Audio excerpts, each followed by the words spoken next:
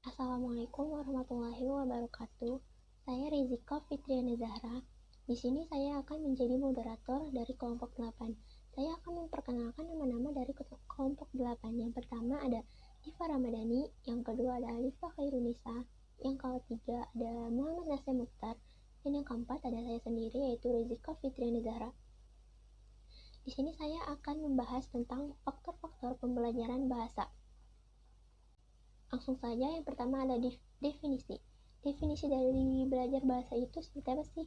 Jadi definisi itu merupakan aktivitas individu yang menghasilkan pengalaman tertentu yang menentukan kualitas perubahan tingkah laku pada individu pelajar, dan perubahan tersebut mengarah kepada kematangan pelajar. Itu menurut Brown 1987. Terus selanjutnya, pengajaran bahasa, terutama pengajaran bahasa kedua, mengenai 3 rangkaian secara bertingkat, ialah pendekatan metode dan teknik. Banyak aliran yang telah mengembangkan beberapa jenis metode. Namun demikian, tidak adanya satu metode yang unggul untuk semua aspek keterampilan berbahasa, dan konsistennya suatu keberhasilan metode mengisyaratkan adanya faktor-faktor lain yang memberi efek terhadap keberhasilan pengajaran bahasa itu sendiri. Metode bukanlah faktor yang paling menentukan dalam keberhasilan tersebut, namun akan tetapi hanya merupakan salah satu faktor di antara sejumlah faktor. Selanjutnya, ada faktor-faktor yang mempengaruhi pertumbuhan bahasa pada anak untuk perolehan bahasa pertama yang akan dijelaskan oleh Diva Ramadhani. Assalamualaikum warahmatullahi wabarakatuh. Saya Diva Ramadhani, NPM 2022-15-00506. Di sini saya akan membacakan slide selanjutnya, yaitu faktor-faktor yang mempengaruhi pertumbuhan bahasa anak untuk pemerolehan bahasa pertama. Jadi di sini ada faktor urutan usia atau chronological age. Jadi para Wansa menyatakan ada beberapa fase perkembangan pada bahasa anak sesuai dengan tingkatan usia anak sebagai berikut. Yaitu 1. Fase usia berapa bulan pertama. Itu terdiri dari vokalisasi, berteriak, mendekut, dan berbagai bunyi yang belum dideskripsikan pada usia 3-4 bulan. Yang kedua ada tahap babbling. Tahap babbling ini mendekut atau cooing yang terjadi pada usia beberapa bulan pertama, biasanya berkembang ke arah lebih banyak tipe vokalisasi random. Yang ketiga ada permulaan pemahaman bahasa. Faktor permulaan pemahaman bahasa ini biasanya terjadi pada usia 8-10 bulan, atau kadang-kadang bisa pada awal bulan atau pada bagian akhir masa babbling. Jadi sini juga ada faktor yang keempat, yaitu permulaan komunikasi ujaran yang dibedakan. Menuju akhir tahun kedua, terjadi pertumbuhan yang pesat dalam kosakata anak, mulai dengan eksperimentasi linguistik atau linguistik eksperimentatika. Dan sini juga ada yang kelima, yaitu tahap akhir.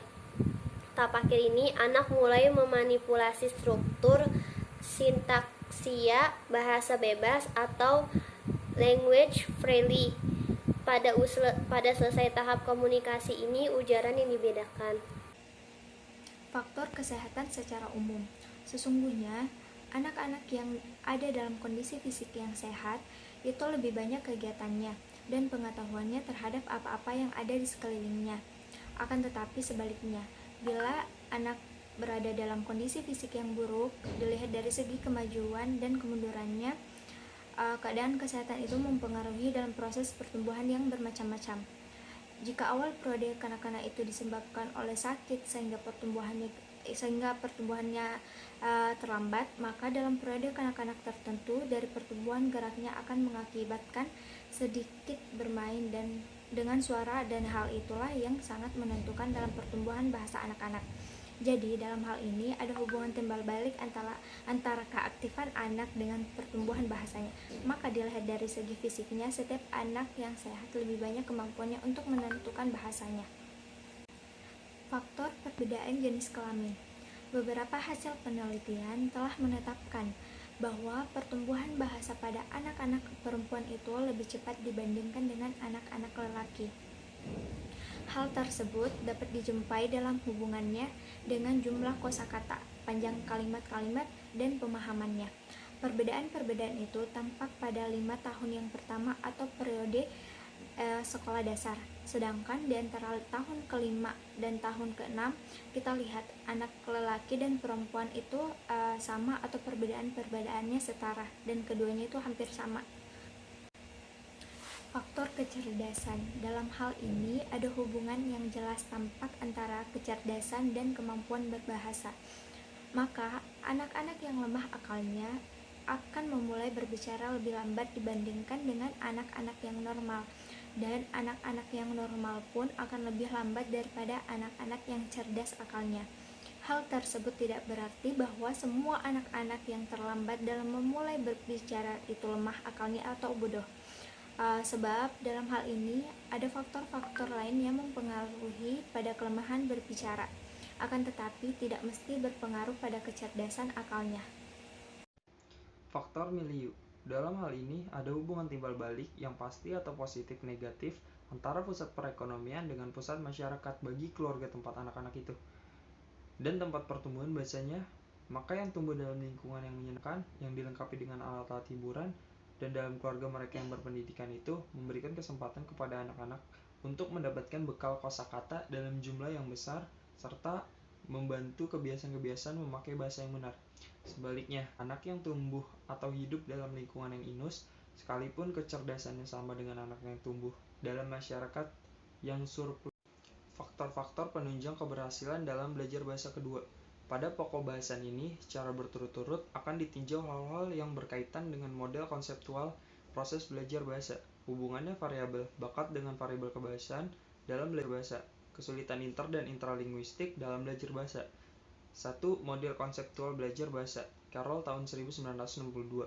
Yang kedua, bakat bahasa dan kebahasan dalam belajar bahasa dalam rangka pengajaran bahasa dalam berbagai rentangan kemampuan, Hawkins 1972. Yang ketiga, kesulitan inter dan intralinguistik dalam belajar bahasa. Yang keempat, peranan faktor lingkungan dalam belajar bahasa. Berikutnya strategi kemampuan bahasa kedua yang akan dibacakan oleh Rezika Fitriana. Di sini ada pengertian strategi menurut Oxford. Istilah strategi diambil dari bahasa Inggris yang artinya strategi. Kata itu mengandung makna rencana, tahapan, atau kesadaran untuk bertindak sesuai dengan tujuan yang telah ditetapkan. Dalam bidang pendidikan, strategi diberi makna baru dan ditransformasikan ke dalam strategi belajar.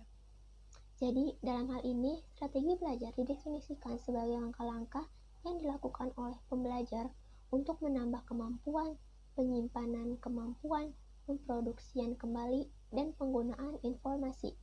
Berkaitan dengan definisi tersebut, dimunculkan definisi baru, yaitu strategi belajar bahasa, yaitu tindakan khusus yang dilakukan oleh pembelajar untuk mempermudah, mempercepat, menikmati, dan lebih mudah memahami secara langsung, lebih efektif, dan lebih mudah ditransfer ke dalam situasi yang baru. Jadi saya akan membacakan slide selanjutnya, yaitu macam-macam strategi kemampuan bahasa kedua. Macam-macam strategi kemampuan bahasa kedua ini membagi kemampuan B2 ke dalam dua kelompok, yaitu secara langsung dan secara tidak langsung. Strategi langsung ini yang melibatkan secara langsung sasaran bahasa terhadap pembelajaran. Semua strategi langsung ini memerlukan proses mental, tetapi proses dan tujuannya berbeda-beda. Strategi langsung ini digunakan oleh pembelajaran untuk mengatasi masalah kebahasaannya melalui sentuhan langsung dengan materi kebahasaan yang ada. Strategi ini terdiri dari 3, yaitu strategi memori, strategi kognitif, dan strategi kompensasi. Dan strategi tidak langsung yaitu strategi yang memerankan berbagai fungsi sebagai tuan rumah yang memfokuskan, mengorganisasikan, menimbangkan, mengecek, mengoreksi, menumbuhkan percaya diri, dan menghibur para pelaku atau seorang anak. Demikian pula meyakinkan agar para aktor atau strategi langsung dapat bekerja sama dengan para aktor lain dalam permainan atau penyelesaian tugas kemampuan bahasa kedua ini atau B2 Yang tergolong strategi tak langsung ini adalah strategi metakognitif untuk mengkoordinasi proses belajar, strategi afektif untuk mengatur aspek emosi, strategi sosial untuk belajar dengan orang lain. Kesimpulan, ada banyak faktor yang mempengaruhi dalam keberhasilan atau kemampuan dalam pembelajaran bahasa. Faktor-faktor ini juga dapat dikelompokkan menjadi 4, yaitu faktor-faktor yang terkait dengan peserta didik, faktor yang terkait dengan guru, faktor yang terkait dengan lingkungan belajar, dan faktor yang terkait dengan lingkungan sosial. Secara teoritis, tidak ada faktor yang dominan dibanding faktor yang lain, tetapi secara empiris, bisa saja beberapa faktor akan mendominasi lebih berpengaruh pada keberhasilan pembelajaran bahasa dibanding faktor yang lain. Demikian presentasi dari kelompok kami, kurang lebihnya mohon maaf. Wabillahi taufiq wa hidayah. Wassalamualaikum warahmatullahi wabarakatuh.